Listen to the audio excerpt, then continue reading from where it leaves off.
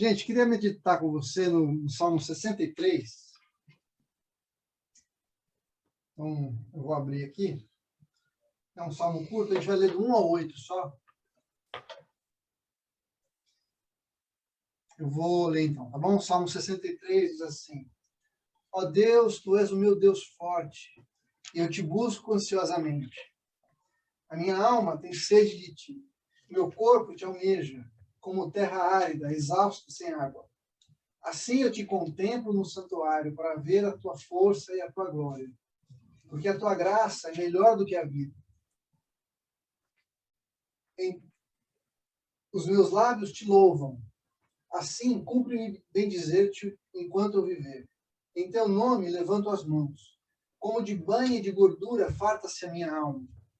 Com júbilo nos lábios a minha boca te louva. E no meu leito, quando de ti me recordo, e em ti medito durante a vigília da noite. Porque tu tens sido auxílio. À sombra das tuas asas eu descanso, jubiloso. A minha alma se apega a ti. A tua destra me ampara. Amém? Eu queria estudar com vocês como é a vida de alguém que anda com Deus, né? Então, antes de começar a falar, eu queria perguntar para você, assim, como é que você define ou como você mede o teu relacionamento com Deus ou a tua espiritualidade? Se você fosse falar da tua vida espiritual, como é que você mediria a tua vida espiritual? Como que você diria se você está indo bem ou não? Alguém tem alguma ideia? Gostaria de responder? Como é que a gente mede a nossa vida espiritual? Tem jeito de medir? Medir.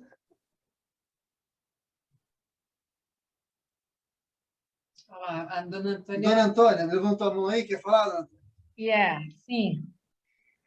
Eu acho que a gente, cada dia que amanhece e que anoitece, a gente está em busca de um aprendizado para viver essa vida espiritual, Uhum. que ela não é fácil. A gente vive em um mundo que nos encurrala.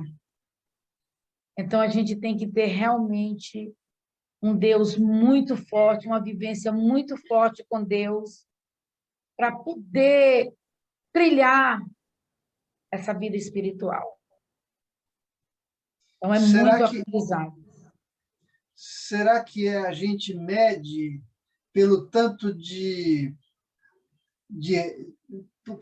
pelo tanto que a gente se adequa às questões morais que a religião impõe para a gente? Será que tem a ver com o quanto de regra a gente cumpre as nossas atividades ou tem alguma outra coisa? O que vocês acham? Eu acho que nós não temos esse aparelho para essa medição.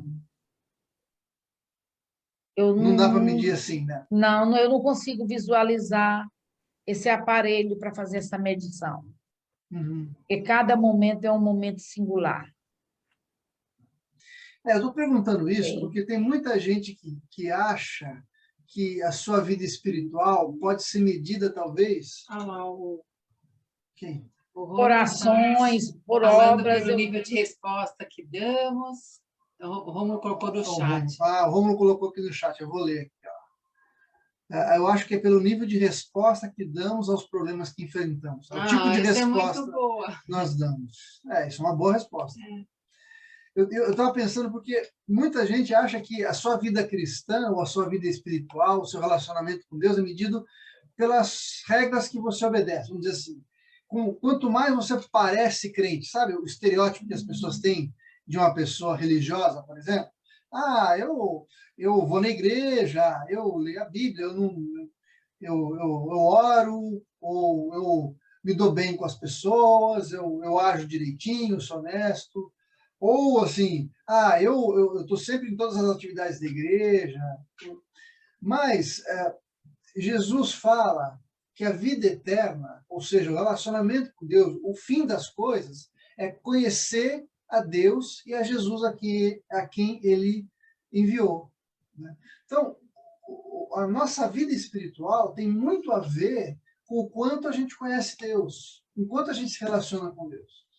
E por isso que eu acho que o Rômulo respondeu bem, porque a maneira como a gente responde às coisas pelas quais a gente vive tem a ver com aquilo que a gente conhece de Deus, né? Quanto mais a gente conhece a Deus, mais a gente vai ficar parecido com Ele. Vocês lembram semana passada que a gente falou sobre o jugo, né?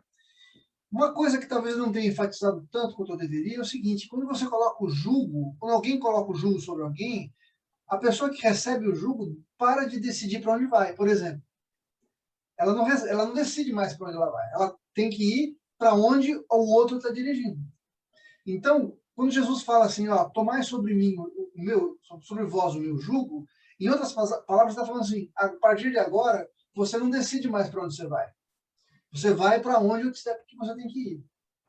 Então, a resposta do Rômulo tem muito sentido, porque quanto mais a gente conhece a Deus, mais convive com Ele, mais a gente vai ficar parecido com Ele. E por isso, a gente vai agir como Ele age. Jesus fala: aprendei de mim. Né? Então, a gente começa a caminhar com Jesus e começa a ficar mais parecido com Ele.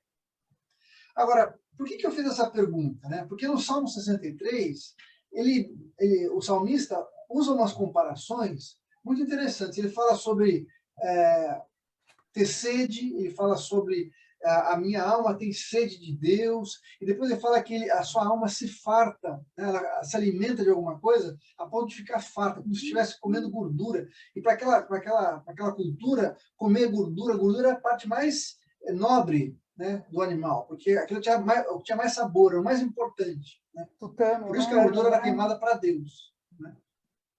Então, o que o salmista está falando aqui? Ele começa falando assim: Deus, o Senhor é o meu Deus forte, e eu te busco ansiosamente. Quando ele fala, tu és o meu Deus, ele está falando de um relacionamento.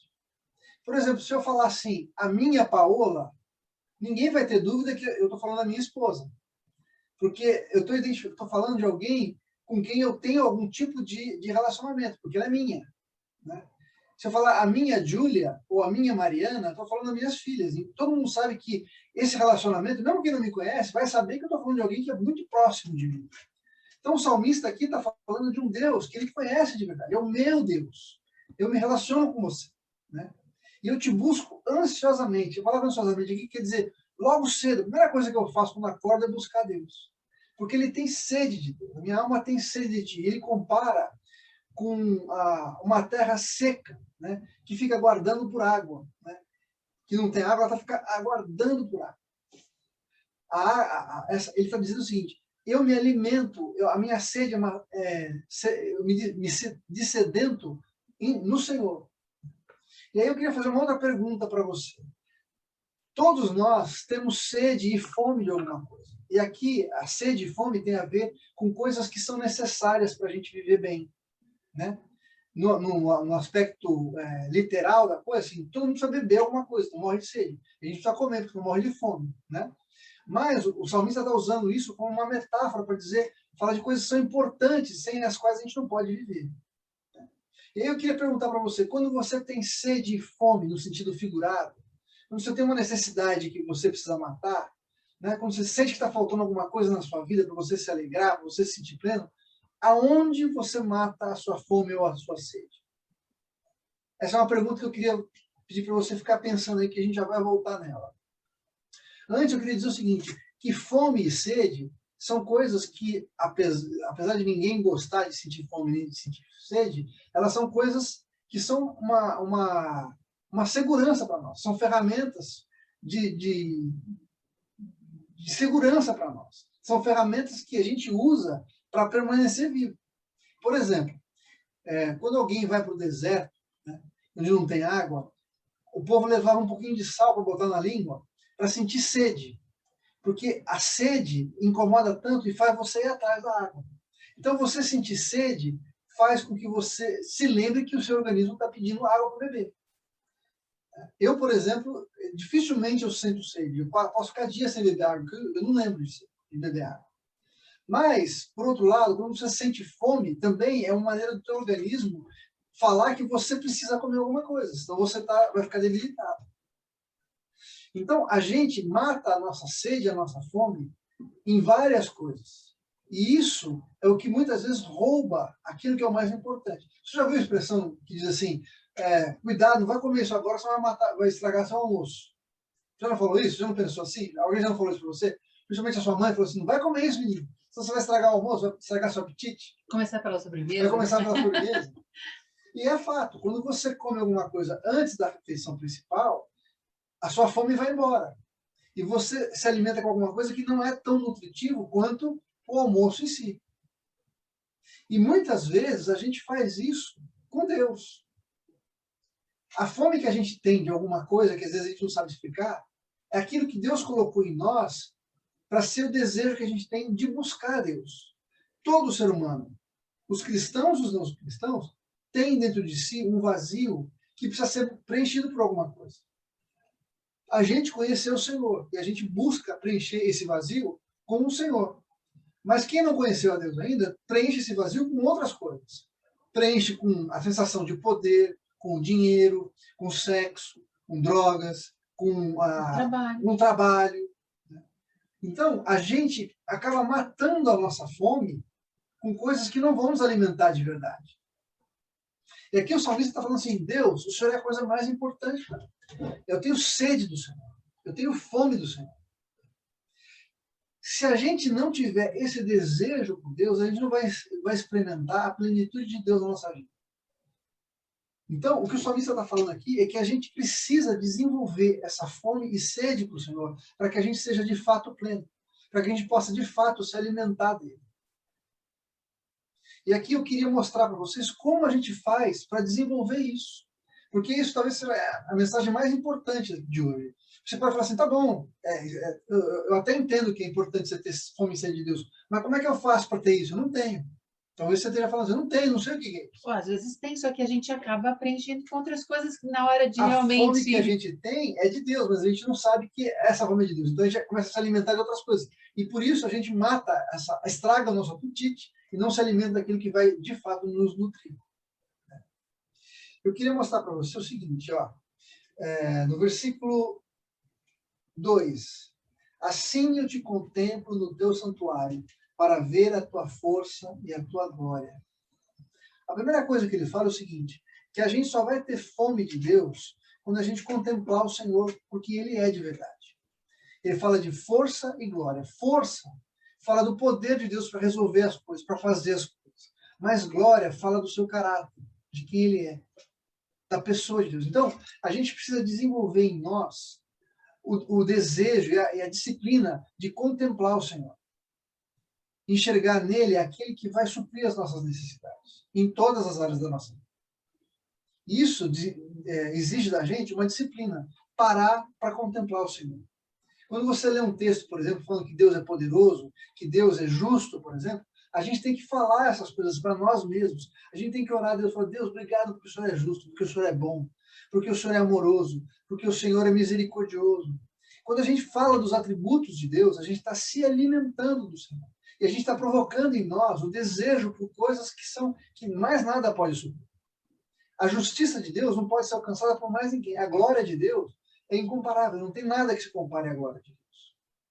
No Salmo 34 diz assim, provai e vede que o Senhor é bom. E essa palavra provar significa você comer alguma coisa. Eu já falei isso talvez em alguma outra célula. Eu posso falar para você assim, abacaxi é doce, mas é ácido. Você pode falar assim, tá bom, mas você só vai entender o que eu estou falando quando você provar um abacaxi que seja doce e ácido, tá certo? Porque o salmista está falando assim, você precisa experimentar o Senhor, você precisa experimentar que Ele é bom. Então, de forma prática, no dia a dia, a gente pode, em tudo que a gente estiver fazendo, como a gente estava contando os testemunhos antes de começar, sim, reconhecer que nas pequenas coisas Deus está presente, nas grandes coisas Deus está presente, no livramento Deus está presente, na hora que você está ouvindo uma voz que não é de Deus e Ele te dá o socorro, Ele está presente. Exatamente. Então, isso é um exercício disso daqui? De agradecer ao Senhor? Exatamente. Quando eu mandei a mensagem lá para a Regina, que ela estava passando aquele momento de luto, que estava difícil para ela passar, eu falei para ela, olha, faça um inventário das coisas que Deus fez na sua vida. Faça um inventário das coisas boas que você consegue se lembrar da sua vida. Agradeça a Deus por essas coisas. Agradeça a Deus pelos livramentos que Ele tem te dado. E agradeça a Deus pelas promessas que Ele tem pelas coisas que ele prometeu fazer. Quando a gente faz esse inventário, a gente fortalece, a gente começa a criar o apetite por Deus. É como a Silvana falou da história do bolo lá. Antes de mostrar a receita, você mostra o bolo, a foto do bolo, tá certo? E para a gente criar o apetite, ter a vontade de degustar a presença do Senhor, a gente precisa olhar para Ele. Precisa entender o que Ele fez, o que Ele está fazendo, quem Ele é, qual é o seu caráter. E isso só acontece quando a gente busca Deus. Quando a gente vai, gasta tempo com o Senhor. Lá em Hebreus capítulo 11, versículo 6, diz assim: ora, sem fé é impossível agradar a Deus, porque é necessário que aqueles que se aproximam de Deus creiam que Ele existe e que é galardoador dos que o buscam. Ou seja, para você se aproximar de Deus, você precisa primeiro crer que Ele existe. E segundo, que existe uma recompensa. Galardoador é aquele que dá uma recompensa. Existe uma recompensa para aquele que busca a Deus. Agora, a gente muitas vezes fica limitado pela nossa sociedade, pela cultura que a gente vive, achar que a recompensa de Deus é alguma coisa física, alguma coisa material. Então, assim, Deus só vai me abençoar se eu orar. Eu vou orar para Deus me dar um emprego, eu vou orar para Deus me dar um carro, vou orar para Deus me dar um casamento, para Deus me curar. Mas Deus quer nos dar alguma coisa que vai além dessas coisas. Não que Ele não possa e não queira nos abençoar com coisas materiais e coisas que a gente necessita. Lembra que nosso Deus é o nosso Pai. E a gente, como pai, tem prazer em abençoar os filhos com aquilo que a gente tem de melhor. Não é verdade? Quem é pai aqui sabe que não tem coisa mais legal do que você dar um presente para o seu filho e ver ele feliz, sorrindo, alegre porque ganhou alguma coisa do seu pai. Mas, lá em Jeremias, capítulo 29, versículo 13, diz assim: o Senhor falando através de Jeremias: buscar-me-eis e me achareis quando me buscardes de todo o coração. Ora, lá em Hebreus fala que Deus é galardoador, ou seja, ele recompensa quem o busca. Mas lá em Jeremias ele está falando assim: aquele que me buscar, eu vou me revelar a ele. Se a gente juntar esses dois versículos, o que ele está falando? Olha, a maior recompensa que eu posso te dar para você me buscar é eu me revelar a você, é eu me dar a você. A melhor coisa que a gente pode receber de Deus é o próprio Deus. Porque junto com ele vem todas as outras coisas que a gente precisa. E de fato, ele nos deu, ele se deu a nós mesmos, através de Jesus. Jesus se fez carne, habitou entre nós, viveu uma vida santa, plena, morreu na cruz para pagar os nossos pecados, ressuscitou para que a gente tivesse vida e vida. Então Deus se deu por nós.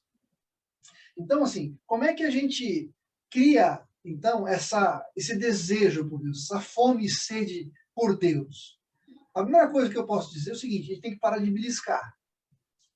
Sabe aquele lanchinho que você faz no meio da tarde? Tem que parar. E o que é esse lanchinho? É tentar suprir essa carência que a gente tem por Deus nas pessoas, no nosso trabalho, nas coisas que a gente tem, nas coisas que a gente almeja. Porque isso vai... Substituir, exatamente, substituir. Muitas vezes a gente se entrega para o trabalho, cai de cabeça no trabalho, porque quer suprir uma carência que a gente tem, que só o Senhor não pode suprir. Precisa de reconhecimento. Precisa um reconhecimento, por exemplo. Quantas pessoas são viciadas em reconhecimento? Se alguém não vier falar assim: olha, você fez direito, a pessoa não está satisfeita. Nunca vai estar satisfeita enquanto não receber um elogio. Quando, na verdade, a nossa identidade tem que ser baseada no que Deus pensa a nosso respeito.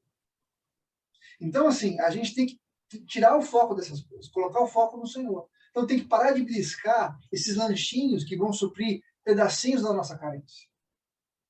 Seja no trabalho, seja na autoafirmação, seja no relacionamento. Nada disso pode nos dar aquilo que a gente precisa de fato. Pode matar a fome por algum tempo, mas o buraco continua lá vazio, precisa ser enchido com o Senhor. Então, primeira coisa, eu preciso parar de buscar em coisas ou em pessoas preencher o vazio que eu tenho dentro de mim, que só o Senhor pode preencher.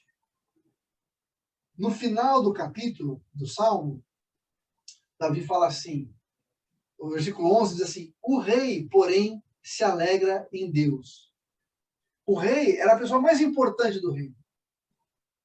mas ele se alegrava em Deus. É Davi falando, eu que sou o rei, que tenho tudo à minha disposição, eu tenho todos os bens que alguém pode ter, tenho todo o reconhecimento que alguém pode ter, e eu me alegro no Senhor. A minha identidade está baseada no Senhor, não no que as pessoas falam, não nas coisas que eu tenho. Então, a primeira coisa que a gente precisa fazer é tirar essas coisas que cortam e que estragam o nosso apetite pelo Senhor. Neto, o que você está dizendo é que quando a gente procurar o Senhor de todo o coração e ele se revelar para nós, que é galardão, e não as outras coisas, eu vou ter a presença de Deus. E, na verdade, tudo mais. Tudo mais é isso que eu estava procurando de lanchinho, sim, da minha alma, de me sentir agradável, né? Isso já não vai ter mais. Um banquete. Exatamente. Exato. Ótima palavra. Exatamente. É muito mais do que a gente precisa. Tanto que lá no versículo 5 diz assim, como de banho e de gordura fartam-se a minha alma. Quer dizer, ele está completamente farto. A presença de Deus completamente supre as nossas necessidades. No versículo 2 diz, assim eu te contemplo no santuário. Ou seja, eu gasto o meu tempo, eu invisto, eu mato a minha fome, contemplando o Senhor no santuário, na presença dele. No santuário não tem outra coisa a não ser a presença de Deus, só isso que tem lá. Eu só vou ser suprido pela presença de Deus. E isso me é suficiente. Por último, o que isso gera para nós, né? Então, assim, meditar no Senhor, além de acabar com os lanchinhos, né? Eu tenho que, então, me alimentar do Senhor. E no versículo 6 ele diz assim, no meu leito, quando de ti me recordo e em ti medito durante a vigília da noite, porque tu tens sido o meu auxílio, à sombra das tuas asas eu canto jubiloso. Ou seja, ele está lembrando sempre daquilo que o Senhor fez. Ele está meditando no Senhor, na sua palavra, na sua presença, do que ele representa. Isso demonstra, então, a sua dependência. Então, o que ele tem que fazer? Corta o lanchinho, medita no Senhor, naquilo que ele é, naquilo que ele fez, naquilo que ele faz, nas suas promessas para nós. Porque isso vai nos alimentar, isso vai suprir a nossa necessidade. Isso vai mostrar a nossa dependência do Senhor, que ele diz assim, a minha alma se apega a ti. Senhor, eu estou com o Senhor, onde o Senhor for eu vou. Eu só dependo do Senhor. Se o Senhor não estiver comigo, eu não sei o que fazer. Eu estou preso no Senhor. E isso gera em nós o quê? Louvor. Ele fala, a tua destra me ampara. E eu canto jubiloso. Da minha boca vão sair palavras de amor, palavras de gratidão, palavras de louvor, palavras de reconhecimento de quem o Senhor é. Então, gente, se a gente quer ter uma vida plena de conhecer o Senhor, uma vida que vai além da religiosidade, sabe? Da gente ter um monte de regrinhas de podes e não podes, de ter um monte de atividades que a gente acha que tem que cumprir para ser agradável a Deus. A gente tem que medir a nossa espiritualidade pelo quanto a gente conhece a Deus, pelo como a gente responde ao Senhor. Quando a gente conhece a Deus, a gente responde ao Senhor com gratidão, com louvor, com adoração, com dependência. Então, assim, para a gente produzir em nós essa fome, que é aquilo que vai nos trazer plenitude, a gente tem que cortar essas coisas que atrapalham a gente se alimentar do Senhor de verdade. E provocar a fome, como que a gente faz isso? Buscando o Senhor, ouvindo dele, contemplando. E contemplar é uma coisa que a gente perdeu o costume de fazer. Quem consegue ficar 5 minutos olhando um quadro, ouvindo uma música, sem tentar pegar o celular para olhar alguma coisa na internet, para ver se alguém falou alguma coisa no Instagram? A gente não tem mais esse hábito de contemplar, de parar, de meditar, de deixar Deus falar com a gente. A gente precisa desenvolver esse tipo de coisa. A gente precisa aquietar o nosso coração, gastar tempo em oração. E oração não é só um monte de pedido que a gente faz, não. É deixar Deus falar com a gente ouvir o Senhor. Oração é uma conversa, que eu falo e Deus fala. Eu falo e Deus fala. Mas para Ele falar, eu tenho que aquietar meu coração. Eu tenho que ouvir a sua palavra através da sua, ouvir a sua voz através da sua palavra, conhecer a sua palavra porque Ele vai falando comigo. O seu Espírito vai falando com a gente. Então, gente, nessa noite que eu queria trazer para a gente isso, sabe?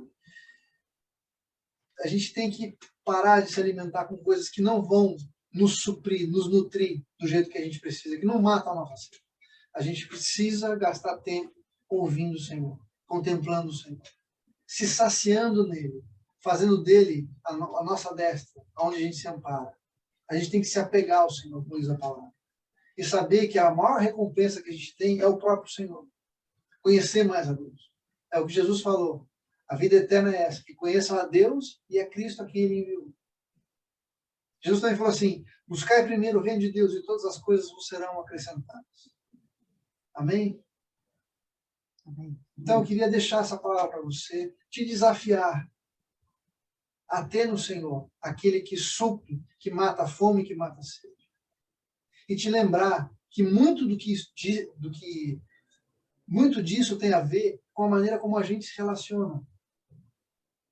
A gente ser instrumento de Deus para encorajar o outro, para trazer uma palavra de encorajamento, para saber que o outro pode orar por mim. Por isso que eu queria desenvolver em nós, no nosso meio, esse hábito, sabe? Da gente se buscar mesmo, da gente conversar, da gente falar, ó, preciso de oração, ora por mim.